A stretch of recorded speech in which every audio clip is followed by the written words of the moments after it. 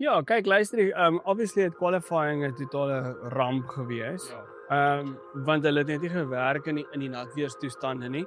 Maar toe die droogweerstoestande toestand. toe die Wel van Cheers op 'n Afrikaanse trofee wil. Ou spitspondige nat weerstoestand. maar toe die baan droog is in sy volle glorie. Dis nou so 5 jaar in die huwelik. Ja. Is dit toe wat Ferrari se pace redelik opgetel het weer en Charles het goed gelyk in die begin van die race. Hy het overtakes gemaak, hy het tot op en met Oscar opgelyn. So jy weet Ierlandse skrap. Wat bekrummel. Wel, hulle lyk goed. Hulle lyk soos 'n bikers eat some more cookies wat geval het op die grond ou. Stukke.